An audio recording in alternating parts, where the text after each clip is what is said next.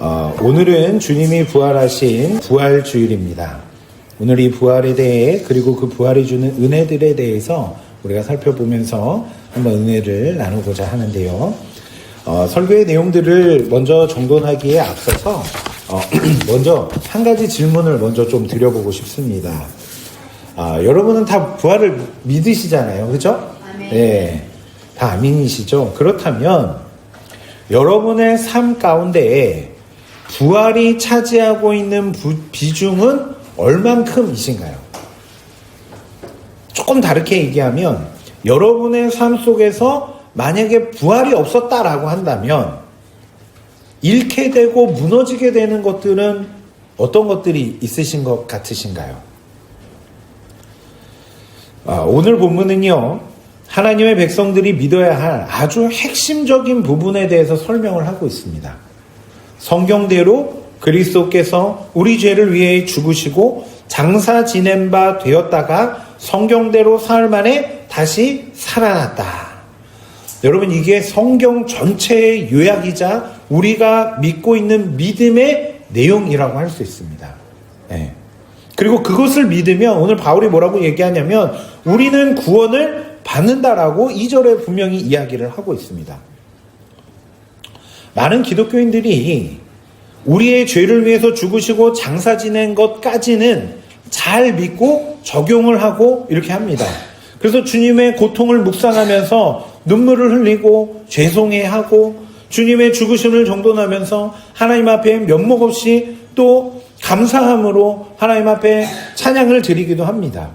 그런데 이 부활에 대해서는 조금 막연하게 생각하거나 아니면 그냥 나중에 우리가 천국에 가게 되는 그 정도로 생각을 하게 되는 경우가 많습니다. 어떤 면에서 보면요, 부활의 그 은혜가, 그 능력이 나의 신앙을 끌고 가고 있다라는 느낌보다는 내가 오히려 부활을 믿어주는 그런 모습으로 지내기도 한다는 거예요. 절기도 그저 뺄 수 없으니까 그냥 지키는 그런 교회의 절기로 생각하는 모습들이 있다는 거예요.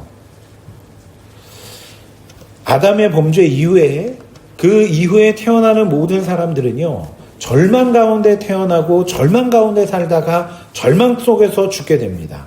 모든 사람이 다 그렇고 거기서 벗어날 수가 없습니다. 그리고 그것을 우리는 비참함이라고 이야기를 해요. 어떤 노력을 하던 어떤 대처를 하던 그 상황에서 벗어날 수 없는 그 상태, 이게 비참함이고 우리에겐 절망이죠. 그런데 그런 세상 속에 하나님의 백성들에게는 소망이 주어지게 됩니다. 바로 죽음 이후에 있게 되는 부활과 영생이라는 것입니다. 우리가 성도라면, 즉 주님의 죽으심과 부활을 믿는 자라고 한다면 주님과 같이 부활하게 될 것을 믿고 부활 이후의 삶이 우리에게 확실하게 주어질 것을 소망하며 그 삶에 우리의 모든 소망을 두고 살아가야 된다라는 것입니다. 여기서 중요한 것은 그 영생을 소유하게 된 사람들은 이 땅에 대한 인식이 바뀌어지기 시작하는 거예요. 이것은 굉장히 자연스러운 변화라고 할 수 있는데요. 이런 거죠. 이전에는 그 부활과 영생이 믿어지지 않고 알지 못했던 시기에는, 그 전에는 이 땅이 전부라고 생각하기 때문에 여기만을 바라보면서 그래서 살아갈 수밖에 없다라는 거예요. 그런데 영원히 있게 될 삶, 그곳에서의 삶이 나의 궁극적인 목표고 그곳으로 내가 반드시 가게 되고 거기서 영원히 살게 된다라고 한다면 이 땅에서의 삶은 자연스럽게 그곳에서의 삶을 위한 과정 혹은 훈련소로 바뀌어지게 된다는 거예요. 네. 그렇게 이 땅에서의 삶에 대한 인식이 바뀌어버리면 자연스럽게 우리의 삶과 기도가 바뀌어지기 시작해요. 그런 사람들은 무슨 기도를 주로 하게 될까요? 이 땅에서 하나님의 영광을 위해 살아가고 싶다. 이 기도가 시작이 되는 거예요. 이게 소요리 문답 1번에 나오는 문제의 답이죠. 하나님의 영광을 위해서 살아가는 것. 그리고 죽은 이후에는 천국에서 평안과 기쁨 가운데 살 것을 바라보며 오늘 이 땅에서 기뻐하면서 살아가는 거예요. 네. 이게 구원의 확신 속에 사는 하나님의 백성들의 삶의 모습인 것입니다. 사실 모든 성도에게는 지금 그 은혜가 주어진 상태라고 할 수 있습니다. 그런데 문제는 그런 확신 속에 살아가는 하나님의 백성들에게도 죽음과 마찬가지로 세상 사람들이 겪는 고통과 슬픔과 아픔이 우리에게도 있다는 거예요. 그런데 성도는 이 땅에서의 괴로움과 힘듦 속에서 십자가와 작은 지옥들을 경험하며 주님의 필연성과 은혜의 필연성과 주님의 은혜의 필연성을 깨닫고 더 하나님을 의지하는 자로 지어져 가는 거예요. 네. 이 말이 무슨 말이냐면 우리가 주님을 믿는다고 정말 100% 하나님을 믿는다고 그 믿음의 삶을 산다고 해서 우리 가운데 고난이 싹 사라지는 것이 아니라 우리에게도 욥이나 요셉 같은 그런 억울한 일들 그리고 힘든 고난이 있을 수 있다는 것입니다. 그런데 성도는 그런 고난, 주님의 십자가만큼은 아닐 수 있겠지만 나에게 지어진, 나에게는 정말로 무겁고 버거운 그런 십자가들, 그런 작은 지옥들을 경험하면서 주님, 내 죄로 인해서 내가 가야 할 그 지옥은 내가 지금 당면한 그런 상황들과는 도저히 비교할 수 없을 정도로 무시무시한 것들이었는데 주님의 십자가와 부활의 은혜로 내가 그곳에서부터 건짐을 받았군요. 주님의 은혜가 아니었다면 나는 큰일 날 뻔했습니다. 라는 이런 정돈을 하면서 십자가의 필연성과 보혈의 능력과 구원의 은혜를 깨달아가기 시작한다는 거예요. 네. 그리고 그 뒤에는 감사함으로 그 고통 속에서도 천국을 살아내기 시작한다는 거예요. 여러분, 그 모습은 다른 게 아니에요. 예수 그리스도와 십자가의 은혜로 내가 구원받았음을 믿기에 고난 가운데 있지만 무너지지 않고 힘듦 가운데 있지만 버티고 견디며 오늘을 살아가는 거. 그게 이 땅에 임한, 나에게 임한 천국을 살아가는 것이고 그게 장차 올 진짜 천국이 있다라는 그 믿음의 선포가 되어지는 것입니다. 이런 거죠. 사람들이 우리를 바라보며 이러는 거예요. 저 사람은 저 고통 가운데 어떻게 저런 상황 속에서도 어떻게 소망을 잃지 않고 어떻게 기쁨을 잃지 않고 살아갈 수 있지? 나는 저렇게 됐다면 나는 벌써 다 무너졌을 텐데 어떻게 저 사람은 여전히 버티고 있지? 그 사람이 강한 게 아니라 우리에게 부어진 그 부활의 은혜, 구원의 은혜가 크기에 우리가 그렇게 견뎌갈 수 있게 된다라는 것입니다. 그리고 그것을 통해서 성도들이 이 땅에서 하나님의 영광을 드러내기 시작하는 거예요. 저렇게 연약한 자를 저렇게 강하게 만드시는 하나님은 어떤 분이신가? 그 하나님의 강함이 드러나며 하나님의 영광이 자연스럽게 드러나게 되는 거예요. 그리고 더 나아가 이 사람들의 기도가 바뀌는 것입니다. 힘든 일들이 있을 때 하나님을 원망하는 기도가 아니라 내 뜻을 이루어달라고 그것만 기도하고 있는 그게 아니라 이렇게 기도하기 시작하는 거예요. 하나님, 이 가운데에서도, 이 아픔 가운데에서도 하나님의 뜻을 알게 하여 주옵소서. 주님의 인도하심을 깨닫게 하여 주옵소서. 하나님께서 모든 것을 협력하여서 선을 이루시는 분이라는 것을 내가 믿고 있는데 하나님, 그 인도하심을 내가 신뢰하며 오늘을 견뎌가게 하여 주옵소서. 이 기도를 하면서 그 고백을 하는 것입니다. 그러면서 우리는 오히려 감사의 기도를 하기 시작하는 거죠. 여러분, 이것이 우리의 삶의 이유이고 목표입니다. 그런데 만약 여기에서 부활이 빠져버린다면 어떻게 될까요? 부활이 없었다면 어떻게 될까요? 우리의 영생의 소망이 사라지게 됩니다. 그리고 구원의 확신이 무너지게 돼요. 그러면 자연히 우리는 천국이 아니라 어디에 소망을 두기 시작하는 거죠? 이 땅에 소망을 두기 시작하는 거예요. 왜냐하면 부활이 없다면 이 땅이 우리에게는 전부가 되기 때문에 그래요. 그래서 부활이 없으면 자연스럽게 기도가 바뀔 수밖에 없는 거예요. 이 땅에서 잘 되게 해주세요. 이 문제는 무조건 해결해 주세요. 이 기도가 우리의 전부가 되어버리는 것입니다.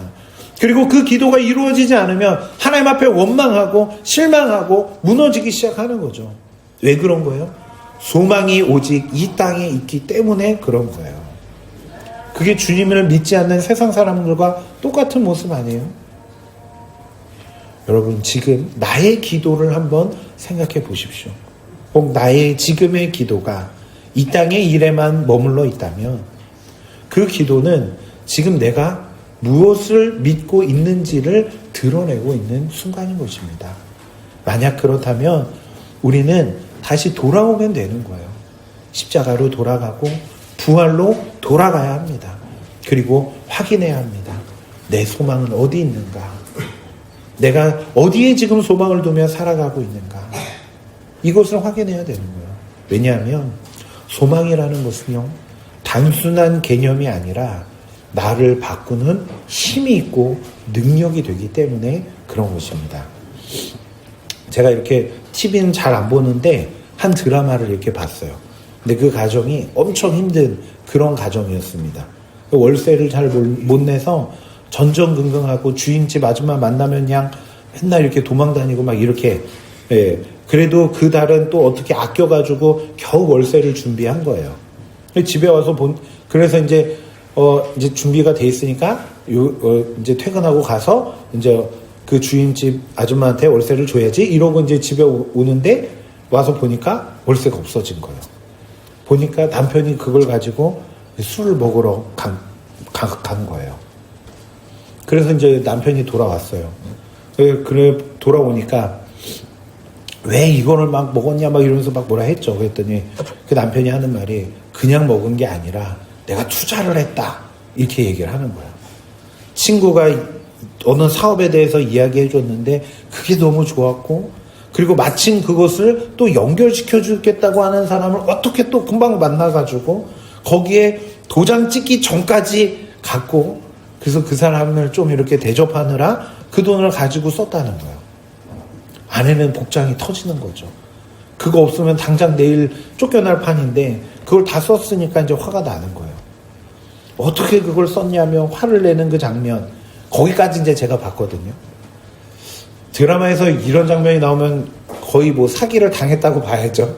드라마 대부분 그렇게 흘러가잖아요. 네.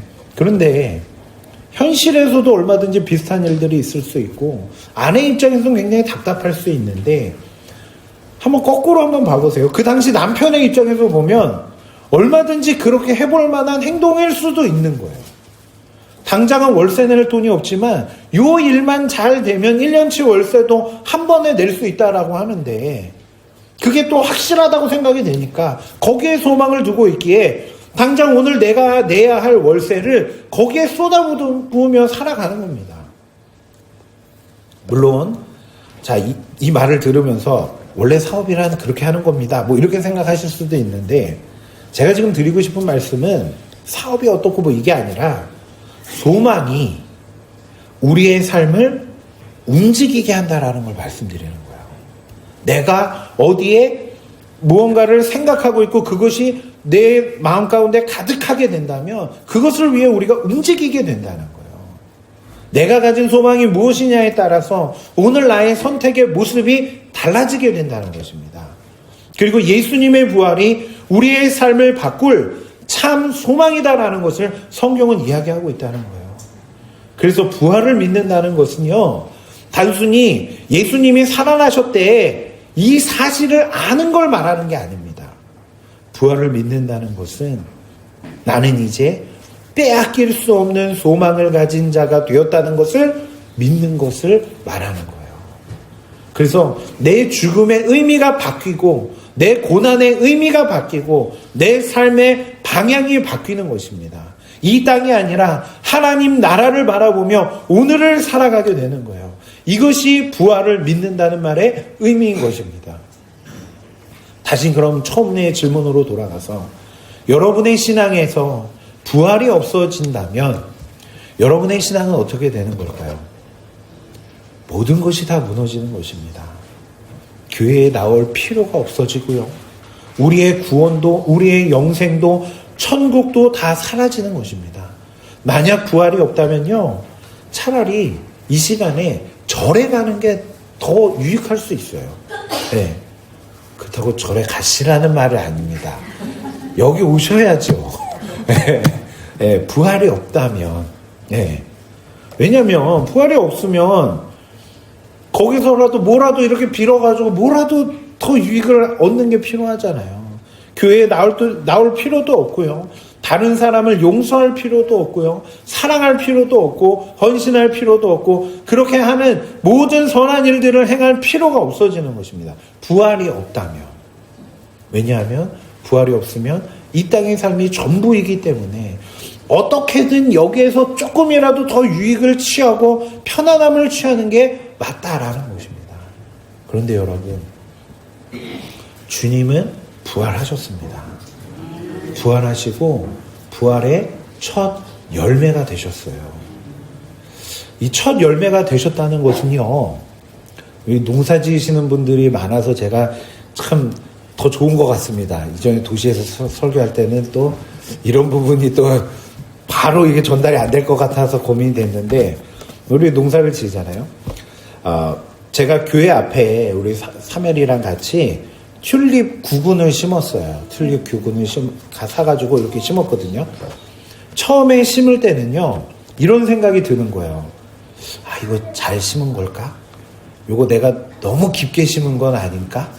막 이걸 어느 정도 막 요만큼 두세 배 뭐 이렇게 뭐 알아야죠. 예. 예. 내가 너무 깊게 심어서 이거 다 죽는 거 아니야? 막 이런 걱정을 하는 거예요. 네, 습하면 이거 다 죽는다는데 물 너무 많이 줬나? 막 고민이 막 되는 거예요.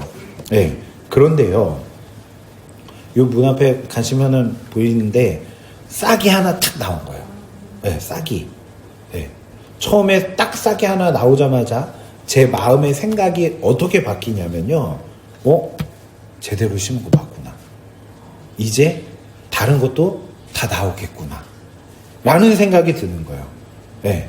그때부터는요, 오히려 안 나오는 씨앗이 더 이상하게 생각되는 거예요. 왜냐면 얘 나왔잖아요. 똑같이 심었고 얘 나왔는데 왜 안 나와? 이런 생각이 드는 거예요. 여러분, 부활의 첫 열매라는 이 표현이 요 의미를 담고 있는 거예요. 이후에 반드시 주님과 같이 나도 부활하게 될 것이다. 그 사실이 지금 선포되고 있는 것입니다. 여러분, 우리 주님이 우리를 위해 죽으시고 우리 주님은 다시 살아나셔서 부활의 첫 열매가 되셨습니다.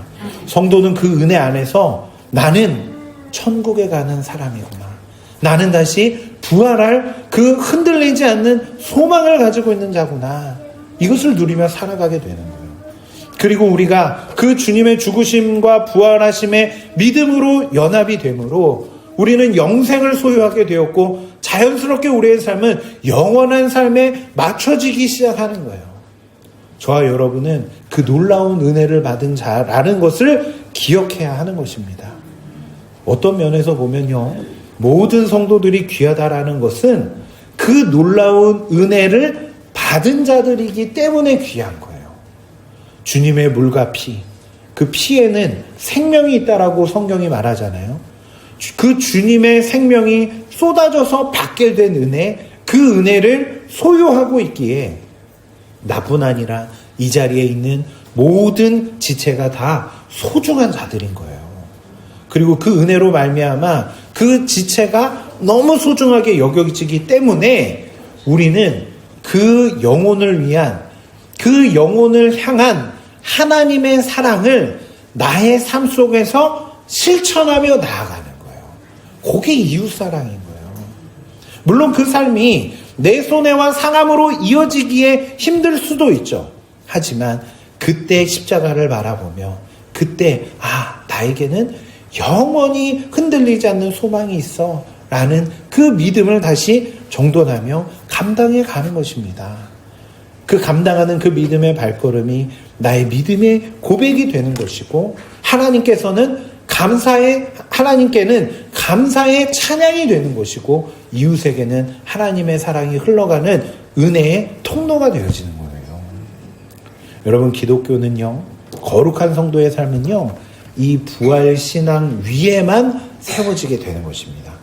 부활이 있기에 우리는 이 땅에서 하나님의 말씀대로 사는 것이고, 부활이 있기에 우리는 사랑하는 것이고, 부활이 있기에 용서하는 거고, 부활이 있기에 기도하고 헌신하며 오늘을 살아가는 것입니다. 믿음으로 십자가와 부활을 확인하시고 놀라운 구원의 은혜를 또 영생을 소유하고 있음을 확인하며 천국의 소망을 둔 자로 오늘을 살아가는 저와 여러분, 그런 옥상교회가 되기를 주님의 이름으로 축원합니다.